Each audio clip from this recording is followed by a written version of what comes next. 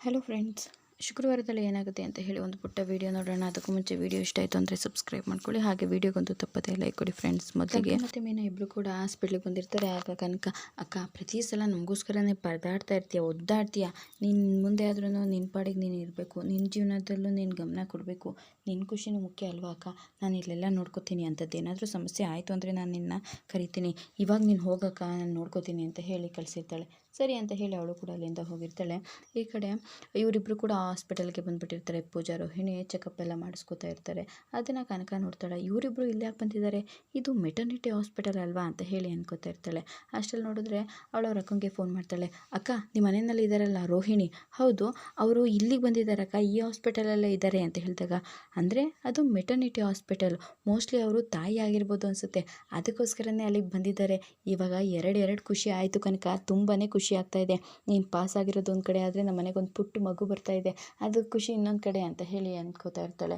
ಅಷ್ಟರಲ್ಲಿ ಮನೆಗೆ ಬಂದುಬಿಟ್ಟು ಕೇಸರಿ ಬಾತ್ ಎಲ್ಲ ಮಾಡ್ತಾ ಇರ್ತಾಳೆ. ಸೂರ್ಯ ಬರ್ತಾನೆ. ಏನಮ್ಮ ತಂಗಿ ಪಾಸ್ ಆಗಿದ್ದಾಳೆ ಅಂತ ಹೇಳಿ ಖುಷಿಗೆ ಕೇಸರಿ ಬಾತ್ ಮಾಡ್ತಾ ಇದೆಯಾ? ಅದು ಒಂದು ಕಾರಣನೇ. ಅದು ಒಂದು ಕಾರಣ ಅಂತಂದರೆ ಇನ್ನೊಂದು ಕಾರಣ ಯಾವುದಮ್ಮ ಅಂತ ಹೇಳಿದಾಗ, ಅದನ್ನು ಮನೆಯವರೆಲ್ಲರೂ ಮುಂದೆನೂ ಹೇಳ್ತೀನಿ ಬನ್ನಿ ಅಂತ ಹೇಳಿ ಹೇಳ್ತಾಳೆ. ಮನೆಯವರೆಲ್ಲರ ಮುಂದೆನೂ ಹೇಳ್ತೀನಿ ಅಂದರೆ ಏನದು ಅಂತ ಹೇಳಿ ಹೇಳ್ತಾರೆ. ರೀ, ಇಲ್ಲೇ ಹೇಳಿದರೆ ಆಗುತ್ತಾ, ಎಲ್ಲರ ಮುಂದೆನೂ ಹೇಳ್ತೀನಿ ಅಂದಮೇಲೆ ಅವ್ರ ಮುಂದೆನೂ ಹೇಳ್ತೀನಿ ಬನ್ನಿ ಅಂತ ಹೇಳಿ ಕರ್ಕೊಂಡು ಹೋಗ್ತಾಳೆ. ಅದ್ಯಾವುದಪ್ಪ ನಮ್ಮ ಮನೆಯಲ್ಲಿ ಇವಾಗ ಅಂತ ಡಬಲ್ ಖುಷಿ ಅಂತ ಹೇಳಿ ಹೇಳ್ತಾಳೆ.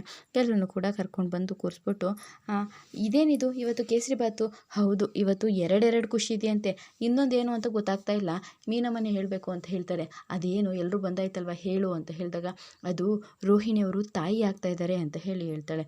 ಏನು, ರೋಹಿಣಿ ತಾಯಿ ಆಗ್ತಾ ಇದ್ದಾಳೆ?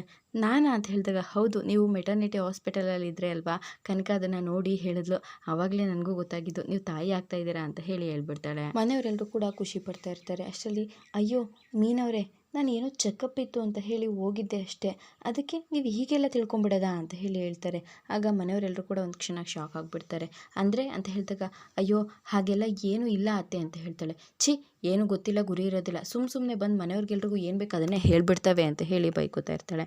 ಇದಿಷ್ಟು ಶುಕ್ರವಾರದ ಒಂದು ಪುಟ್ಟ ವಿಡಿಯೋ ಇಷ್ಟ ಆಯಿತು ಅಂದರೆ ಸಬ್ಸ್ಕ್ರೈಬ್ ಮಾಡ್ಕೊಳ್ಳಿ. ಹಾಗೆ ಒಂದು ಲೈಕ್ ಕೊಡಿ ಫ್ರೆಂಡ್ಸ್.